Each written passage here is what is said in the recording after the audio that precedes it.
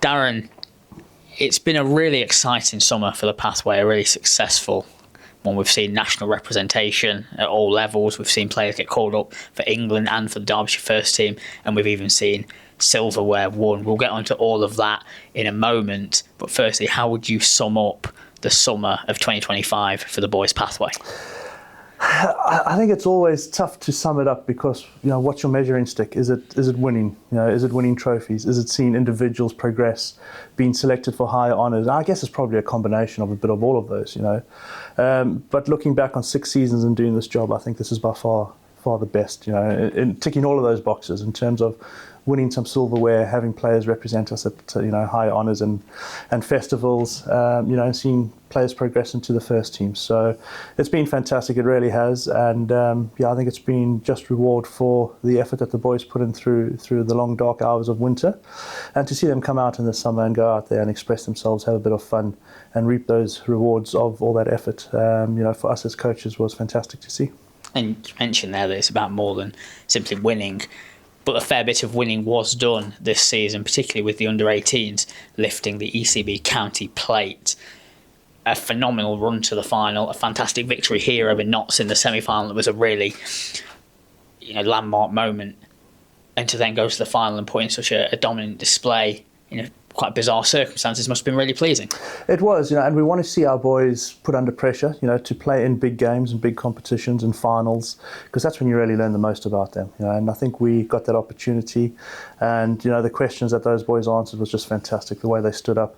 It was a pity that the rain intervened. I think it was fair to say we were dominating the game, and sharing the title was probably a bit unjust, but you can't control the weather, and I think Essex left there as well, thinking that they got out of jail, leaving with one hand on the trophy. But still, although it was a shared trophy, it was a trophy nonetheless, and the 40-odd overs of cricket we played in a final, the boys played fantastically well, so it was really good. But the road to the final was a tough challenge, and I mean, I'm not sure if people know how it works, but your first game, if you win, you keep going through on the sort of in the cup draw, and if you lose, you then go down the plate draw. And we went to Cumbria in the first round, and it was rained out, just absolutely wet and sodden through, in one of the driest summers we've had. But Cumbria seemed to have its own different climate through the summer, and it went down to the toss of a coin because there had to be a result on the day, and we lost the toss of the coin, which ended up taking us down the plate route. In the plate, we ended up playing against Durham in the second round. We played Lancashire in the next round. We played Notts in the semi-final here at the county ground, and we played Essex in the final. So, some people might say, oh, well, it was just a plate competition, but we never played a national county. Every game was against a first-class county. And it was really tough competition, and that's what we want for our boys. We don't want to go and play games where it's just a walkover and it's one-sided. So it was a brilliant competition, and nice to end in the way that we did. Yeah, and it was fantastic to see the team lift silverware. But outside of Derbyshire, there's also been an awful lot of exposure and representation. 4 players at Bunbury, and also Jake Green playing in the ECB Super 4s. Derbyshire players are getting noticed wider than just the county, aren't they? Yeah, absolutely. And I think it's, as I said earlier, six years that I've been doing this now, and I think, people said to me, it'll take at least 5 years before you start seeing, the real impact of what you've done. And I think we're getting to that point now. We're really starting to see the effect of, the coaches we've brought in, the programs that we've got in place, and players are now starting to reap the benefits of that. It's about giving them the environment and the platform to go out and showcase their skills and make the most of those opportunities, and players are now starting to take those opportunities, and you see the rewards they're getting with recognition at Bunbury and Super 4s and higher honours at England under-19 level, and then obviously Joe Hawkins making his debut for the first team as well. So no, it was really good, and I mean, all of those boys, they've not just been selected and gone there and made up the numbers. They've actually gone there and put in some really good performances, standout performances at times, which is great. That's exactly what we want. And for the players, it's a great opportunity for themselves to benchmark, against the best in the country, in their relevant age groups, and take that experience, bring it back here, and really be honest and assess where their own individual games are, and use that to motivate them to move forward and keep improving. Yeah, you talked about Joe there. It's been an excellent summer for him, a bit of a whirlwind summer where he made his first class debut mere days after signing the deal initially just for the One Day Cup. He made his England under-19s debut. He'd already received a call up to the England under-19s test squad before that, but didn't feature at Chelmsford. But in the last month, he's gone and made his ODI debut and then played in another game against Bangladesh as well. A fantastic rise for him, and you must be immensely proud to see what he's doing. Yeah, I am, and as you say, it was a bit of a whirlwind for him, and it just shows how important timing is in someone's career. And he got a hat trick at where was it? At York in the T20s, and it was a great hat trick. And there were scouts there, being our sort of ECB T20 comp, there were ECB scouts there watching, and he got a hat-trick in front of those scouts, and next minute he's in the England under-19 setup. So it just goes to show. But yeah, it's funny. So a lot of my job is based around trying to keep parents happy, if I can put it that way, and answer some tough questions from them about why their son's not playing, why he's not being selected, etc. So Joe's dad actually phoned me wanting to know, how come he's been selected? This has all come about really, really quickly. So, and I think that just sums up what a whirlwind it was for him. It's almost gone from, being nowhere to suddenly in the England under-19s in the space of a hat-trick. So it just goes to show how you're only one performance away from, that call-up, that next big moment, that next big step in your career. So it's been a great summer for him. But, I think he's done the hard work now. He's got into the first team. There might be something, contract-wise for him moving forward. I'm not sure yet. But really, it's just the start of the hard work for him. Getting there is one thing. But actually maintaining that over a long, sustained career, that's really where the hard work begins. Yeah, and you talk about him there and potentially the future.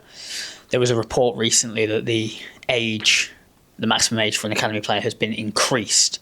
And that must have positive benefits for the players who have won the county plate, the likes of Matty Stewart, who had such a good season with the ball, both in the under-18s and in the second 11, and Joe himself. So can you just explain a little bit of what that new ruling means? Yeah, so I think we've been calling for it as academy directors for the last 4 or 5 years. When a player finishes with us in the academy at 18, to try and make a call on that player at 18 years of age, and are they going to be a professional professional cricketer or not? It's so difficult to make that call. I think back to my career. When I was 18, if someone was forced to make a call on my career, I probably wouldn't be sitting here today. So we've been begging for them to increase that age, particularly for smaller counties like ourselves, who don't necessarily have the resources to just throw rookie contracts at players if you're a little bit uncertain about them. In essence, we probably err on the side of caution and don't contract players if they get to the end of their academy season and we're a bit unsure of them. Whereas now being able to have them on for an extra year is huge for us, especially for those later developers. So Matty Stewart is probably one of those. He only joined us in under-16s. We're really starting to see the value in his development now. And the club wouldn't be in a position right now to offer him a contract. Although he's had a good season, I don't think he's shown enough yet. But to be able to keep him on for another year, in 12 months' time, watching the way he's progressed and developed this year, 12 months' time could be a very, very different conversation. So, he's just one of the examples. There's a few who we could talk about, and that's just our county. I'm sure there's lots around all of the counties. So, yeah, really grateful that the ECB have decided to do that, and hopefully we'll see the benefit of that down the years. Yeah, and we've talked an awful lot about the under-18s and above now. How has the summer been for the lower age groups, and are the shoots of progress continuing to grow? Yeah, massively. And it was a couple of years ago when Dave Houghton was still in charge. He said to me, "You're never going to be judged by how your under-12s do. You're going to be judged by how many players you turn into professional cricketers." And that's something that stuck with me. And I guess our challenge is, yes, no one will really remember in 2 or 3 years' time how the under-12s of 2025 did. The point he made is absolutely valid. But if we can develop individuals to go on to become professional players who are playing in successful teams, it starts breeding that winning culture, and that winning mentality that hopefully when they move up out of our pathway into the first team ranks, it's sustained and it's ingrained in them, and winning is a culture and a way of life, and they're not just here to make up the numbers. So, we've won a lot more than what we've lost this year. We've played a lot more cricket than what we have in previous years, which is the only way players develop and get better. They don't get better by practicing through the winter or watching the rain fall or playing fewer games so they can rest. That's not how they get better. So we've played more than what we've ever played before. We've won more than what we've ever won before. And in and amongst that, there's been some seriously good individual performances, and those players will be rewarded with call-ups onto the Emerging Players Programme.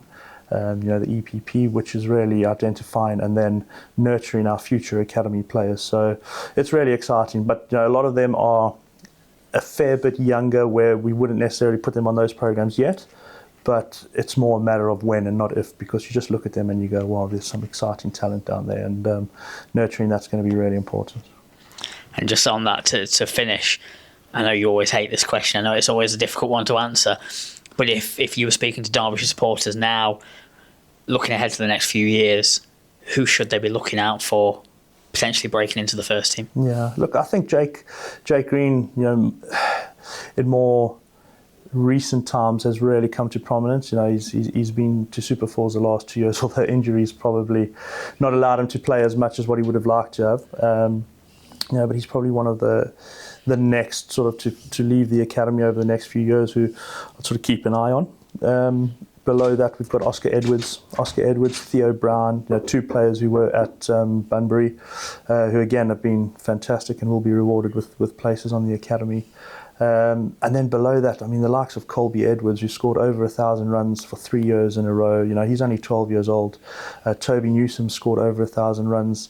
Dev Girath has taken over 50 wickets in the under-13s. So there's some really good youngsters coming through, and a lot of them will be rewarded on the 10th of October when we have our presentation night. But yeah, it's so difficult to say, because it's not linear, and that's probably what I always say to you when you ask me this question. A player's progression and development is never linear; it's never a straight line. There's always ups and downs. But what we want to do as coaches is make sure that there's an abundance of players, and the more players you've got there with that high potential, the more chances you've got of a couple of those going on to become professional players for the club.